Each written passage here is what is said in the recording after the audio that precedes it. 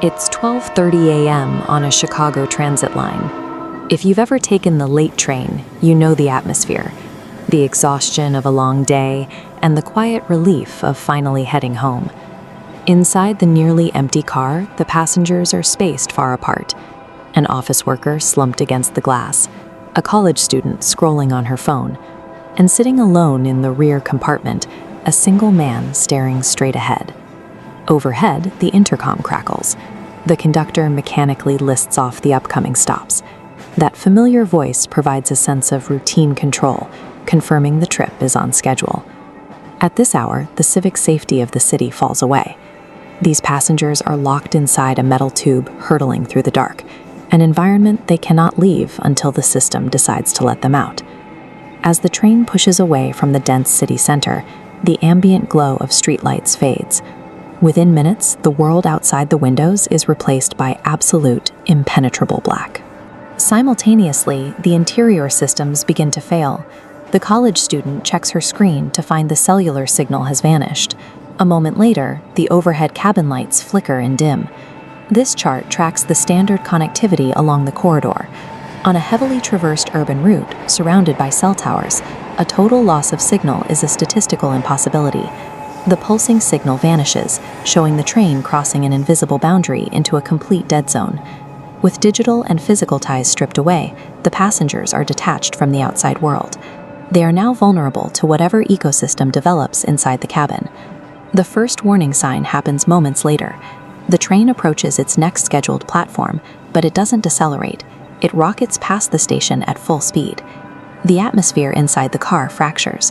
The commuters sit up, glancing around in active panic as they realize the predictable schedule of the transit line has been broken. Searching for any kind of stability, the college student looks toward the only other person in her line of sight, the isolated man in the rear of the car. A bypassed stop changes the stakes for everyone on board. These passengers are now trapped inside a machine they no longer control. As she walks toward the back to speak to him, she notices something wrong. The man is completely motionless. His eyes are locked straight ahead, and he hasn't blinked once. Panic fully sets in.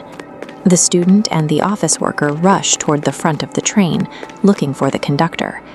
They reach the front car and look through the glass of the control cabin. It is completely empty. There is no human operator, yet the train continues rushing forward. An empty helm means the mechanical system is now operating independently of any human input.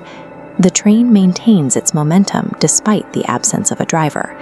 Then, the sensory deprivation hits its peak. The remaining electrical systems fail, plunging the cabin into absolute pitch blackness. For a long moment, the only sound is the rhythmic clacking of the wheels on the tracks. Then, the overhead lights click back on, one by one. The unblinking man in the back compartment has vanished. In his place, the previously empty seats are now populated by dozens of silent, motionless figures, all staring straight ahead. The train is now populating itself with figures that mirror the silence and isolation of the original passengers. Hours pass in this state. Long after the route should have ended, the train finally grinds to a sudden screeching halt. This diagram plots the coordinates of their location. The track extends far past the city limits and terminates in a blank space. The station where they disembarked does not exist in any public record. The survivors never spoke about what they saw. To describe it would be to admit their understanding of reality was broken. This event leaves a lingering shadow over the miles of underground tracks that make up the city's network. Local rumors suggest the train is still operational. Late at night, it is said to slip off the main grid, running along routes that aren't printed on any map. The boundary between a routine commute and the unknown is thin. It waits for the next passenger to step into the wrong car.